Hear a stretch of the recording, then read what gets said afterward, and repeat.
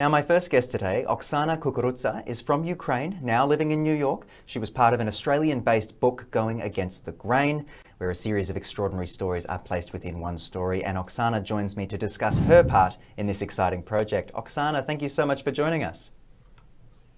Thanks for having me, Mike. I really appreciate it. Now, first up, can you tell us a bit about why you decided to participate in the book, Going Against the Grain? It's a great title. Absolutely. So I'm actually the daughter of Ukrainian immigrants who came to the U.S. And so when my friend Kathy DeMarcos from Australia asked me to be a part of this book, which is really a compilation of 8 women's stories about going against the grain, I had always thought about writing a book, not about me, but about my parents. They came from Ukraine. They during World War II, they went to Germany to work, and they ended up in slave workers camps. They ended up being liberated by U.S. soldiers and spent, quite a few years in refugee camps. Wow. Before making their way to the United States, and grew a family from there. And they just had this amazing story I've always wanted to tell. And I thought, well, let me start with my own. That would be a good start. It's incredible. So that's how I got involved with the book. It's incredible, and my heart goes out to you and your family with everything that's happening in the world at the moment. I hope things are okay for you. But can you tell me a little bit about your chapter specifically and some key messages that you'd like to share with young professionals that perhaps are hidden within?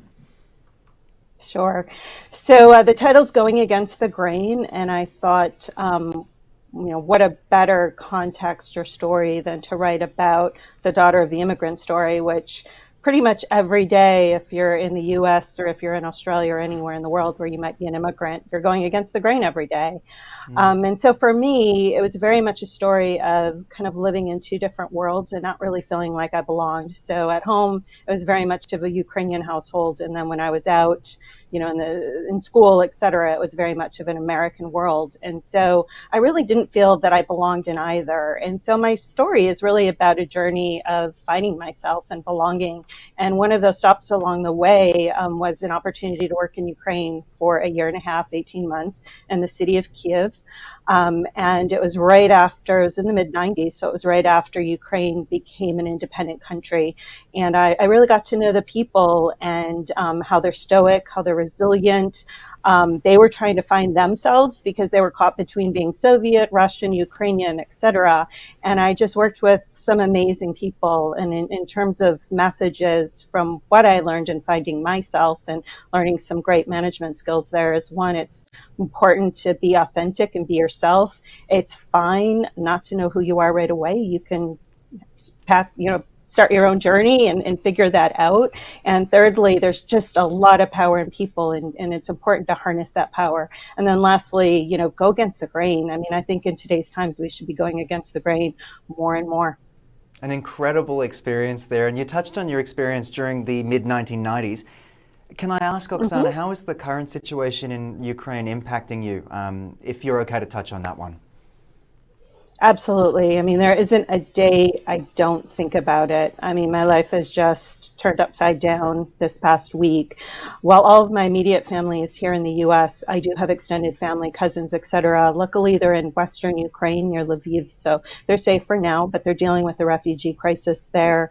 And I have a cousin here in the U.S. who's from there, and he thinks about his mother and his daughter who are still there. And I feel helpless, and I've been trying to donate. I've been trying to galvanize friends and anyone that I know that can help. I want to go out and protest when I can. And I have to admit that even being here today just helps a lot in terms of alleviating some of that helplessness.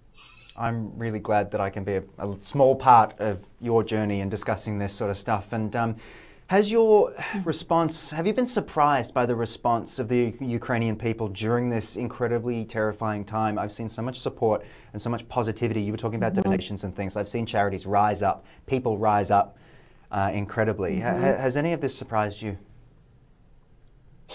It's interesting. I would have said back in the 1990s when I lived in Ukraine, I was surprised by how the Ukrainians have reacted to this because they hadn't really found themselves. But I think after 20 years of being a democratic country, freely electing leaders, as well as since 2014 when Putin invaded Crimea, eastern Ukraine, I've seen such a difference in Ukrainians in terms of wanting to learn their language, learn their culture, begin to identify as Ukrainians. And so today I'm surprised at all that they've decided to rise up and they want to protect those things that they value that include democracy and include being able to chart their own course.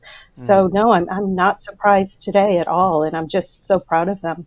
And Oksana, just to finish, what would your message be to Ukrainians directly, and perhaps what would you tell the world during this strange time? For Ukrainians, I would say just stay in there because every day you fight, every day that you hold off Putin's army is another day that the rest of the world can galvanize more and more behind you and give you more and more of the aid that you need, whether it's weapons, whether it's food, or it's any kind of refugee support. In terms of what I would say to Russia, I would say I understand Russian people that you probably don't want this. You didn't make this decision. And if there's anything you can do to help Ukraine and to protest in your own way, please do that.